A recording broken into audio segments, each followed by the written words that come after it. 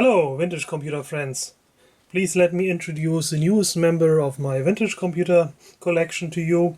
It's the Microprofessor MPF-1. Yes, so I already had an MPF-1B, which was the second revision of this original MPF-1. And I also have two Microprofessor MPF-1 Plus, which are of course an entirely different beast because they can do force and basic and have a built-in assembler and what have you. But I was very keen on getting this for my collection because it's the first microprocessor that was released by Mightytech, nowadays known as Acer, in 1981. So when I saw it on eBay for $50, untested, no guaranteed functionality, etc., the usual gotchas, right?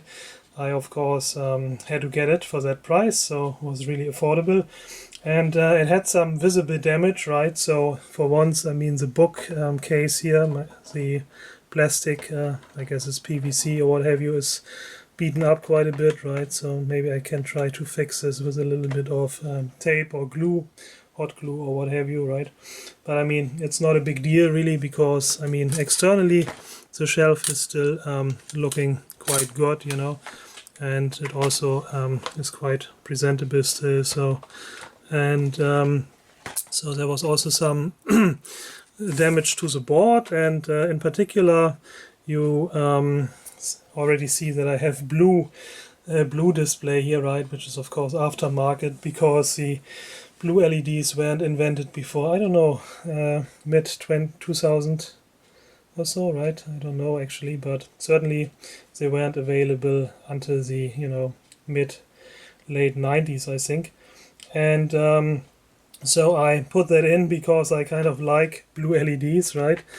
Some people say, of course, that's pathetic. You should, you know, put in the original 7-segment LED display, right? And I tried to save it, right? And so it came with a display which was really beaten up. It was still somewhat working, but the lens filters were broken off and it was very dim. So it wasn't really nice to look at or nice to work at. And then I figured, okay, I kind of need to replace this display, right? So I actually started unsoldering everything and I put in machine sockets here, as you see, right? Precision sockets. And the idea was, okay, so maybe I can actually then also have different colored LED segments for different parts, right? So maybe use red for the address and green for the data, because it has this 4 and 2 like separation, right? So 4 for the address and 2 for the data. And yeah, so I actually had set it up originally like this after my repair, right? And oops, doesn't do anything. I guess it's a bit wiggly, right? So, and that was a workable solution, right? And it kind of almost looked like the original, but yeah, then I was curious, and given that I like blue LEDs, I thought, okay, how about we try, you know, also putting in some blue digits. So you see that this 5161 7-segment LED display comes in different colors, right? So here is 5161AS, and I guess S is for, I don't know, for green or yellow or red, and B is for blue. And so I tried putting in a blue one here, right? And see what happens. Nothing. So the board isn't actually able to drive the blue LEDs, and that's because they have a higher, they require a higher voltage. Those guys at least require like 3.5 volts, or say 3.3 to 3.5 volts, whereas those guys are already happy with 2 volts, right? And so that triggered me then to actually, of course I couldn't be defeated like this. I had to find a way to make my blue display work, right? And then I designed this board here, and that plugs in here, as you've already seen. There's a lot of pin headers that I have to align here. Let's try that. Okay, I think that should be Good, and then we can power it up again.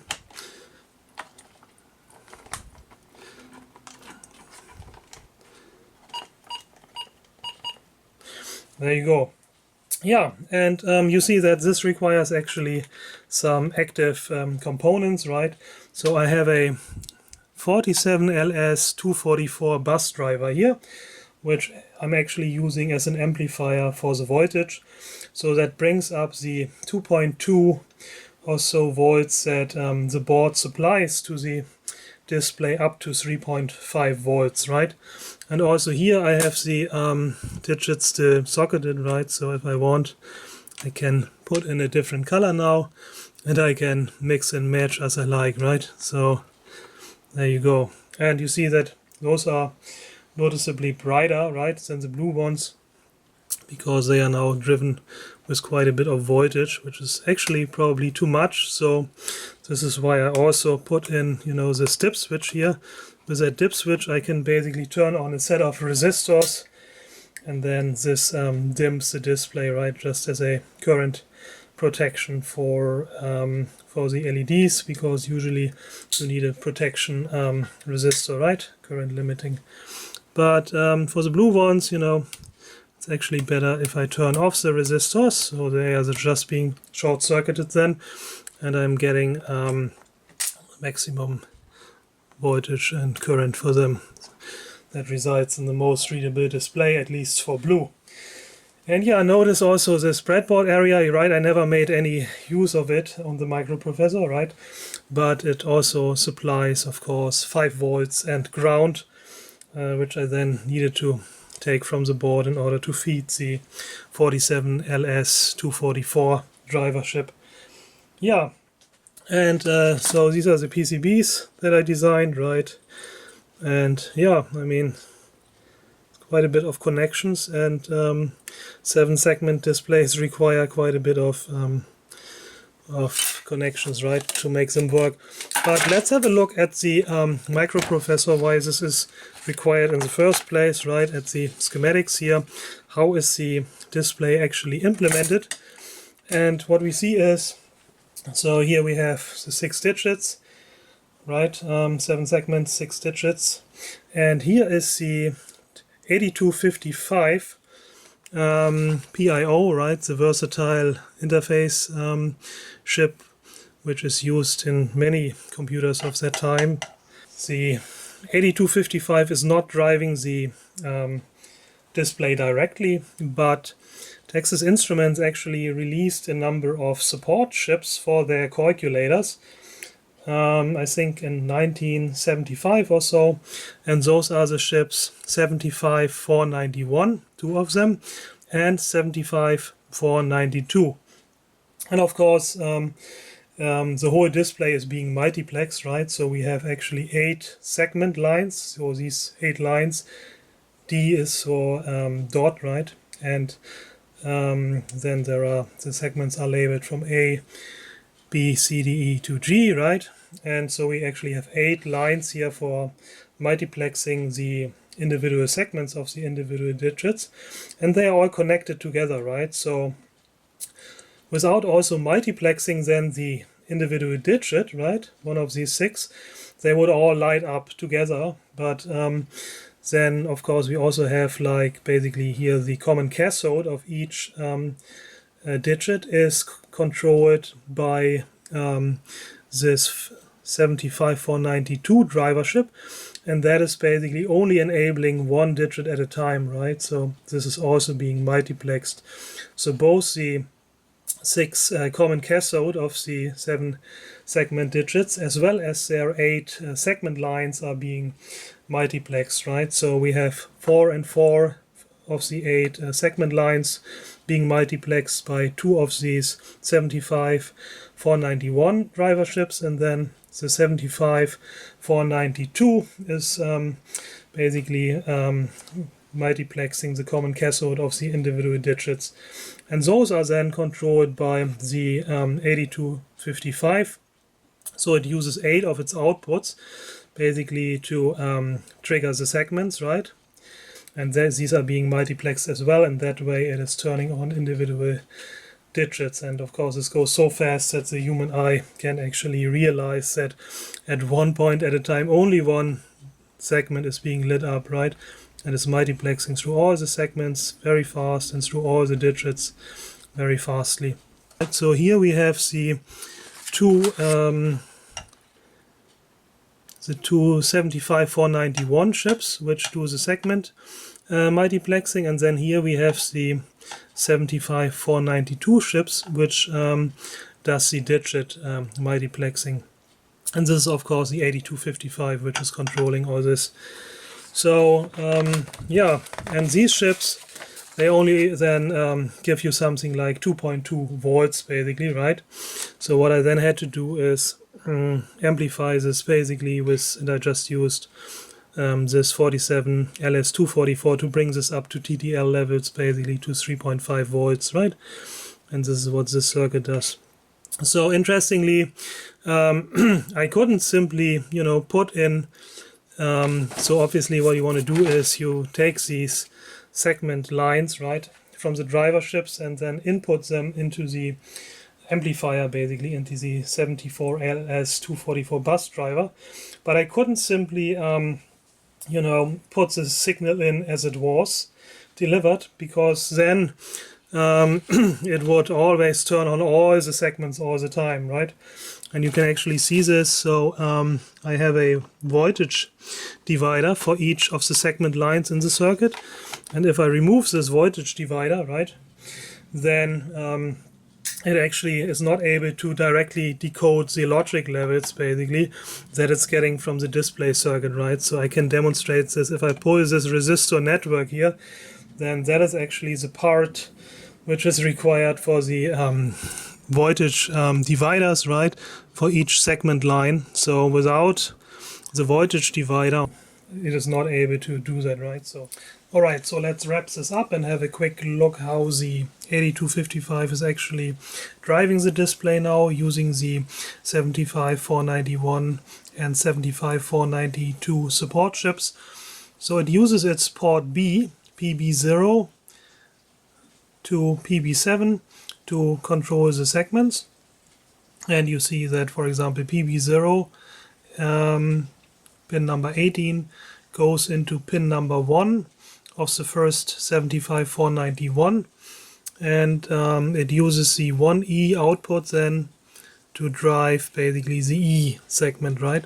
So let's have a look at the schematics for the 75491, and we were looking at 1A, which was the output port PB0 on the 8255, right? And it's just shown basically here as the input to this driver here, non-inverting hex buffer, or what that is, right?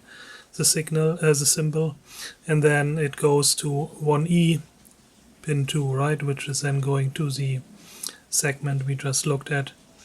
And 1C is just basically the enable line, which is held to ground basically in order to to drive this, to enable this. And then for the digits, for the 75492, right?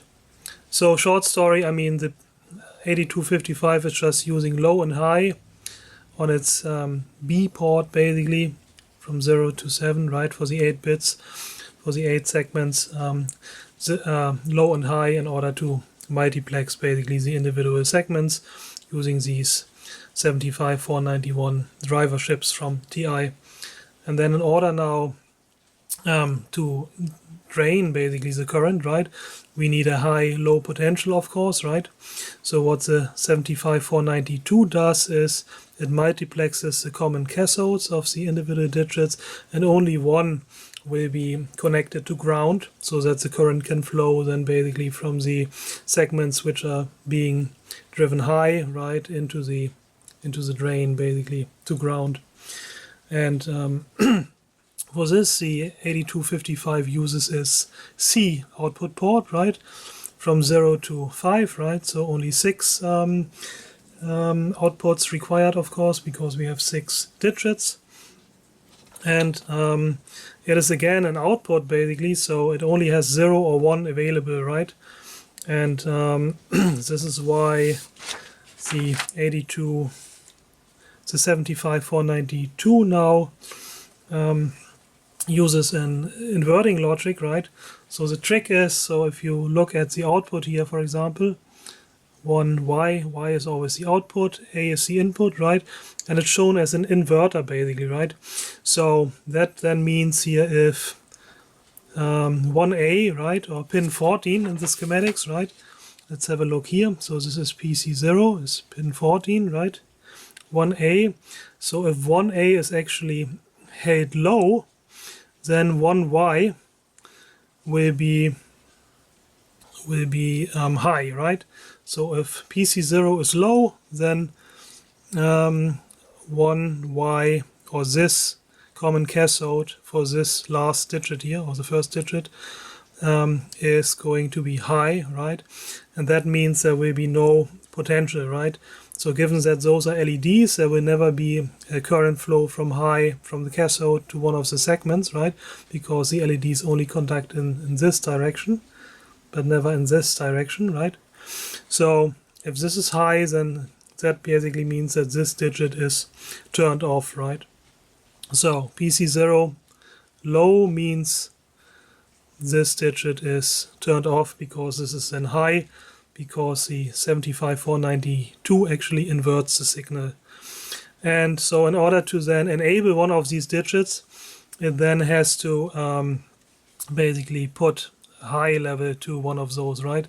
So if PC1 is high, then, right, it's the output 1y, pin 1 is being driven low, right? So, and that means now we have ground here. That means for the segments which are then lit up, the current can flow from high to low, right? So only this digit will be then sourcing, draining current. Only this digit will light up because PC0 is 1, logic level high, right? And all the other ones will be low. So if they are low, then all of those will be high, high, high, high, high, high, and low, right? So only then can current flow in this digit, but the other ones will be turned off. Yeah, so this is my amateurish, impoverished understanding of how this circuit works. And alright, that's it for today. Thanks for watching. Take care, and until next time, right? Bye.